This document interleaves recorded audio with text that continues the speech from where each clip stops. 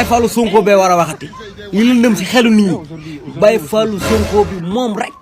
lañ ci yaakaar mooy ñëw leeral lépp mu ni bunu moom day ñëw fekk fu lëndëm mu fexe ba mu doon fu leer kooku mooy Baye Fallou Sonko bi moom daa taxaw bougé wul mètre ku laal Sonko rek mu attaqué la yorub yatam nag yat bi mu yoroon nag xam ngeen la yetu kel moom bu dalee ci bopp day xar Cheikh Bara loolu la yore barke yonent bi mooy Baye Fallou Sonko moom ku laal Sonko rek laal ko moom nee na guerre bi bu desee mook gaay rek dana jël lem leen daf leen ci saaku ziyaare ko Sonko kookoy Baye Fallou Sonko bi. salaam guys c'est un peu souffrante mais lii fallait ñu wax ci man li may wax ni damay interpréter directement ñi nga xamante ni ñoom ñooy woowee seen bopp yaayu Pastef liontu Pastef bàjjenu Pastef magu Pastef yi moo xam tonton yi moo xam tataay ñun dañoo bëgg xam yéen seen énergie fan ngeen koy jëlee ça veut dire énergie ba nga xamante ne yéen war nañ leen indil dossier bi nga xamante ni baa gim baa suufe gim suufe ñaaw gim ñaaw ñu indil leen ko ci table bi ngeen toog di ci débat di ci waxaat à l'aise c'est que dañoo bëgg xam ngeen ñëw ngeen wax ñu énergie boobu fan ngeen ko jëlee parce que bu kii bi ñëwaatee ba léegi gisoo leen benn jeune boo xamante ne moo xam patriote moo xam Pastef moo xam mu bëgg PM ibbi ci gémminam di ci wax énergie bi ngeen am ba ngeen war a avancer di focus ci lu am solo ak dëkk bi fu mu toll ñun déjà déception bu ñu am yaakaar ci dara war am ñu nekk ci di focus pour am leneen lu ñu bëgg yéen ngeen nekk ci ay nit yoo xamante ni tekkiwuñu dara démb ak tey ñoom ñoo toog créé waat seen ballon ping pong sànniwaat leen ko ngeen daw ci encore ci ginnaaw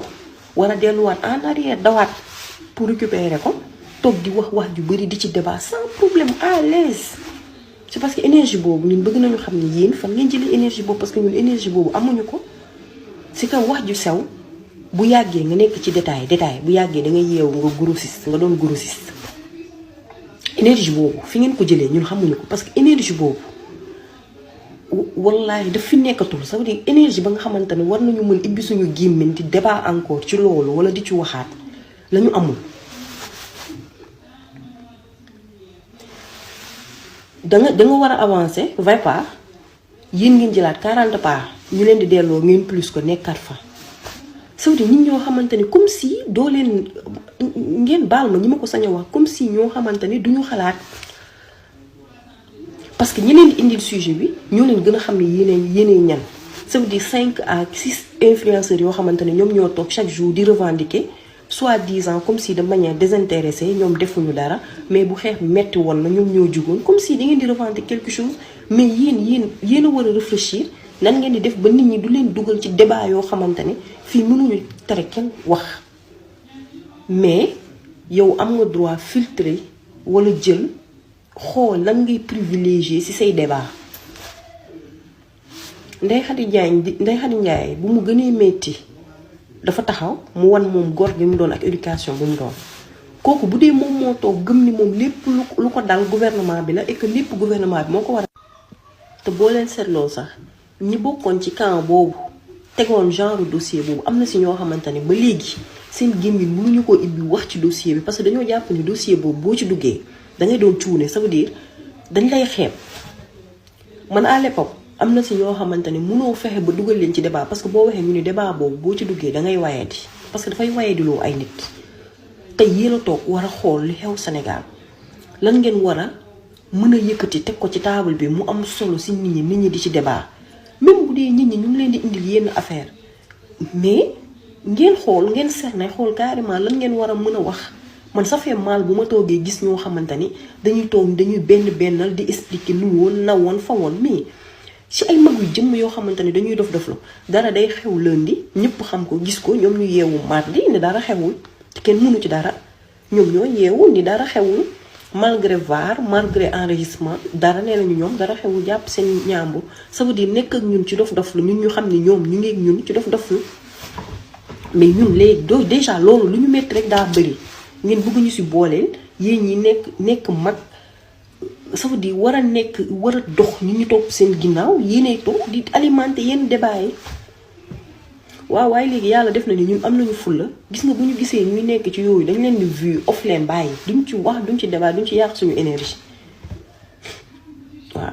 moment boo xamante ni ay jeunes journalistes ñu ngi ñëw di wane carrément lan mooy liggéey ça veut dire ma jugee de coq à l'âne ma sauté de coq à l'âne da ngay xool ak Xalaat TV di ñu tegal carrément lan mooy xawma affaire révolutionnaire dëgg ça veut dire du ñu tegal loo xamante ne xel da koy nangu bët da koy gis di ñu tegal ay éléments li may wax naan avec la complicité du régime ku ko moytuwul ku nekk di nga faatu fa yàlla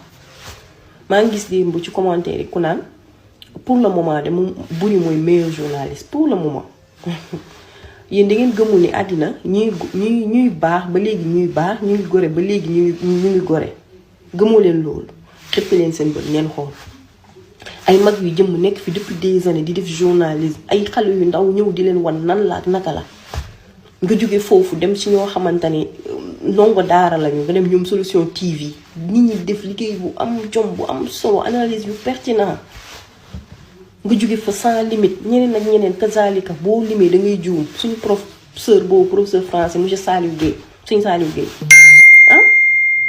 nekk leen ci li ngeen nekk bu dee yéen am ngeen énergie continuer ko sans problème nekk leen ci xam naa ne daal fu ñu toll nii débat bi yéen a ngi koy wàccee yéen nit ñi dañuy bëgg avancer mais yéen ci boppam defoo leen benn effort góorgóorlu woo leen yéen da ngeen bëgg nekk ci politique nekk ci langue politique te yéen ku bëggu leen ko recevoir loolu mënut nekk yéen ku bëggu leen ko recevoir pour yéen yéenay joxe ko loolu. déglu leen Boury tuuti rek ci candidat Burundi bi am na lu Pape Samba wax léegi boo xoolee waa PR commencé nañu wax loolu mooy. bu fi amoon tax mu neex parce que après ñun ñëpp bi ñu dégloo audition Macky Sall bi ñu ko auditionné en fait sama jaar gi doon nañ xalaat sax parce que comme moom c'est un marionnette ONU bi ñu xam nii mais boo dégloo bi ñu auditionné Macky Sall question yu bëri yu ñu ko laaj naan baa ngeen déglu Boury après ma doog a ñëw ci développement. wax muy niveau mais niveau bi par rapport ak les autres candidats y a fossé hein. Macky Sall dans son discours man li ma ci jot a déglu li Pape Samba di wax ma emprunter ses propos c'est trop aérien hein. C'est-à-dire que dans son programme Macky Sall n'a pas d'offre c'est-à-dire que man li ma dégg muy wax par exemple dama gis am na benn extrait par exemple ñu laaj ko ci par rapport ak tey pour la sécurité par rapport dans les zones de conflit biñ ko ci laajee avec des exemples précis et yan méthode la bëgg a jaar moom pour rétablir li nga xamante ni mooy la situation de paix il n'a fait que faire de la littérature hein. Il a cité Moyen-Orient il a cité Soudan dugg na fu ne c'est-à-dire que mi ngi mel ni man muy toog di suivre actualité li moo xew Moyen-Orient li moo xew Soudan li moo xew en Russie Ukraine il a fait que de la littérature mais dans le concret qu'est-ce qu'il propose pour rétablir la paix dans ces zones? Macky Sall n'a pas de programme. Donc en parlant de niveau avec les autres candidats il n'y a pas match. C'est un discours vide. Il n'y a aucune proposition concrète loo xamante ni et pour man gis nga bu gars yi di wax naan il n'est pas digne d'être notre représentant mais c'est pour ce genre de choses da ngay dem ñu lay auditionner tu te ridiculises devant le monde avec un discours boo xamante ni c'est un discours vide un programme boo xamante ni y a pas du palpable gis naa ko ci benn pàcc mu ne benn daal la ci def benn proposition oui pour rétablir la paix dans des pays il faudra qu'on travaille en synergie avec les acteurs de la société civile demal nga laaj Sidi Gassama on parle de société civile demal nga laaj ay Sidi Gassama lan la ñu dund ci oppression ci xoxatal parce que ay Sidi Gassama mënuñu leen woon jàpp parce que dañu tënku ci ay organisation comme Amnesty International yi nga xam ni dañu am une organisation mère boo xamante ni c'est un peu partout dans le monde ñemewuñ ko mais demal nga laaj Sidi Gassama jamonoy nguuru Macky Sall lan nga dund ci xoxatal donc quand il dit que pour rétablir la paix il faut que les États ou bien les gouvernants collaborent avec des membres de la société civile moom ba muy nekk dans ce pays là quel était son comportement avec des membres de la société civile xoxatal toroxal menace lii la nit ñi dund c'est-à-dire que parfois da ngay tenir un discours ñi ngay waxal c'est-à-dire que nit dina wax moom xam nañ li muy wax du dëgg gars dañ koy faral di wax moom wóor na ko ni ñi muy waxal xam nañ ni moom li muy wax du dëgg ñi koy déglu tamit xam nañ ni kii mi ngi wax mais li muy wax du dëgg mais ba ci ñi koy soutenir ñoom xam nañ ni kii ñuy soutenir lii muy wax du dëgg parce que c'est le pognon xaalis la Macky Sall il a beaucoup d'argent maa ngi ko doon wax avant ñuy démarrer émission bi Macky Sall li mu yor ci alal ce qui est sûr et certain yeneen candidats yi amuñu ko te ñooñu ils sont dans des pays très développés ñu ci bari moom il est dans un pays pauvre et très endetté. Je parle xam nga parfois les lexiques yi organisation internationale di utilise souvent chaque période di rafetal parfois certains termes au lieu de pays sous-développés ñu ne non dañuy wax pays en voie de développement ñun ñu boole ñu pays en voie de développement mais pour dire vrai on est un pays pauvre et très endetté. Un candidat jógee ci dëkk yooyu noonu il a beaucoup plus de fortune par rapport aux autres candidats yi nga xamante ni ñoom ci dëkk yi ñu nekk c'est des pays yoo xamante ni taxaw nañ am nañ dëgër laay. Il a beaucoup d'argent donc ñi nekk di rôder autour mais yàgg xaalis moo leen intéressé ils ont fait une grosse mobilisation bi muy def son audition ah groupe lañ fa yóbbu groupe nit ils ont même créé des scénarios foofu noonu peut-être après on aura la possibilité ñëw ci peut-être suba parce que tëgg nañ fa ay mbir ils sont trop petits en commençant par le candidat en commençant aussi par ñi koy soutenir ba ci réewu jàmbur dem fa di fa organiser ay mise en scène di fa c'est-à-dire que yow xam nga la moo garaaw ci affaire bi yow yaay wut waaye yaay mer dama gis benn vidéo Oumou Diallo bu ñu jël partagé ko jël benn photo xam nga c'est trop petit parce que yow am nga possibilité de soutenir candidat diw am na possibilité de soutenir uma candidat mais ñu jël benn photo bu mu nekkee xale jël ko wax ci wax yu ñaaw avec ça vous voulez que les gens vous soutiennent du leen soutenir léegi damay ñëw pour bañ a génn sujet bi ci le discours l'audition j'ai dit que par rapport en parlant de niveau je parle pas de ses chances Pape Samba chronologie bi mu def lu ma ci yokk yàq def na la bonne chronologie par rapport ak les autres candidats mais en parlant de niveau il y a pas match avec les autres candidats il n'a rien proposé ci lu concret et li ci gën a grave xam nga fan yi on parlait de la plateforme noamaki.org xam nga bëri macha allah bëri Pape Samba macha allah wax na tudd na Seydi Gassama Macky Sall bokk ci exemple Seydi Gassama gis ngeen ko interview yi muy def wala lu gën a bëri ci yenn seen yi gis naa benn kii bu ko France 24 la xaw ma France 24 xaw ma TV5 xaw ma ban seen la ci seen français yi bu ko laaj sax pourquoi en fait li ñuy gis quoi Macky Sall di candidat Afrique mais africain yi yéen wala yéen surtout yéen sénégalais yi soutenir wuñ ko quoi soutenir leen ko Seydi Gassama li mu tontu moom mooy Afrique warul nangu daal di proposer wala di imposer àdduna bi un mauvais exemple boobu nan daamel baat boobu lay utiliser pour en fait li tax soutenir luñ ko Macky Sall du exemple bu baax bu Afrique war a wane wala di war a imposer bu doon tey ji exemple la bu baax africain yëpp dañu am fierté wu imposer ko àdduna bi wala proposer ko parce que c'est un bon exemple moom mooy wala ëlbati ko parce que moom moo nekkoon société civile yi Macky Sall di wax que ni seule proposition bu crédible wala bu concret bu mën a teg ci audition yi te bëri ñëwaat na ci aussi li ma doon wax sànq rek après bi ma daan leen ci vidéo Pape Samba mooy il a trouvé le mot mooy ils sont trop petits ba xoolee ñi dem ne foofa ñoom Tunkara dafa kii saagawuñu wanewuñ dara ay image ay jëf la ñuy wane dañu wane photo Macky Sall de waaye li ñuy teg ci suuf mooy ay nit yoo xam ne ay nit la ñuy rey di rançon rey mais ñoom damay recevoir li ñu ko yàgg a xam rek saaga sos fen def ay caricature bu fekkoon am na leneen lu fekkoon li ñuy wax du dëgg nañ indi ay yeneen preuve loolu moo nekkoon mais mobiliser def seen ay cinéma gis ngay caga boobu ni ma ko waxee Nabou Daas ñëw ci kanamu oto Tunkara bi def ay mise en scène en fait man dama yaa mais buri laa trouvé le mot maanaam ils sont trop petits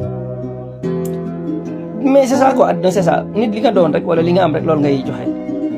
li ñuy wax couvert moom la ca biir rek daanaka la ca biir bi sëpp rek lay xeeñ la ca biir bi loolu couvert di xeeñ waa per bu ñu ubbee seen gémmiñ wala Macky Sall ba ci moom seen bàyyi moom mi nga xam ne moom mooy xaay dara lépp xaalis rek la yor jàpp na ni moom lépp ci àdduna parce que boo xoolee mooy maa ngi dégg si ànd ko wax keroog mooy xaw ma Tunkara mooy seul candidat ci histoire Nations Unies bu bëgg ñëw def audition di def mooy oto boobu mu jël parce que jël oto mobiliser pour lan ay audition mobiliser ay nit pour Nations Unies def campagne def otoom bi muy wër siège Nations Unies bi si histoire candidat yi fa nekk yëpp amul kenn ku ci jéem loolu parce que c'est pas que loolu moo am importance waaye xam nga moom Macky Sall ni mel jàpp na àdduna lépp looloo koy may gis ngeen depuis candidature bu lancé ko jël ay agents yoo xam ne dañ koy defal propagande ci ay anciens jours ay nit yu ñu ràññee fii en Afrique ñu naan non Macky Sall c'est notre candidat parce que léppam ci alal la ko teg lépp ci santas parce que noonu la ñu toll en fait loolu mooy li nga xam ne mooy seen problème malheureusement dama ko doon wax depuis le début vidéo bu jëkk a def wala yàlla xam na ne gis nga on était très fiers mënoon na ñoom fierté bu mag ci président Macky Sall waaye lii nga xam ne tey ji moo xew nii tey ñun ba ñuy jàmmaarloo moom ci politique sax man ñun da doon bokk ci suñu débat Macky Sall c'est un jeune ñëw na yàlla dimbale ko mu teel a jël nguur ci âge bu baax ñëw jël réew mel ni Sénégal di référence ci Afrique di pays bu ñu ràññee dëkk bu ñu ràññee diplomatie ci àdduna bi mën na jiite réew mi ba def li ko war ba ci dem gën a rafete boo fee jóge fi ndànk ci anam bi gën a rafet dem mën a continuer sax carrière am international loolu lañ daan wax ñun lu gën a bëri Ousmane Sonko lii même ñun les patriotes ci panel yi am na ay kulunaa yu ma daan bokkal panel suñu ma déggee may wax lii mën nañu taxaw dëggal li may wax nii lu yàgg a génn sama gibiñ la na sóoraale ëllëg c'est un jeune jiite na réew mi am na benn mandat sénégalais joxaan nañ ko beneen mandat na ko jiite yeggale ko ci dal mais daaw ñu déglu waa TFM di leen dal fa nii billaahi du jàmm dañoo bëggoon a fenloo Guy Marius Sagna far Guy Marius Sagna fenloo leen yéen faaw ngeen saraxe seen télé bi faaw ngeen saraxe fan yii buree leen jàpp di leen bàcc naan leen nii naan leen ñafal démb Guy Marius Sagna jàppal leen di leen ñafal Guy Marius Sagna nga xamante ni moom bu xasee bay wax rek comme gaynde gu gis lu mu war a lekk day tëgër nga dugg ci moom faale moom ñun xamoon nañ ni yow ñun xam nañ ni yow ñun xam nañ ni Macky Sall nga ñun loolu garaawul mais Guy Marius Sagna mi nga dugg waroo woon ci woon dugg moom dalay wax ba wax la say démb kooku mooy Guy Marius Sagna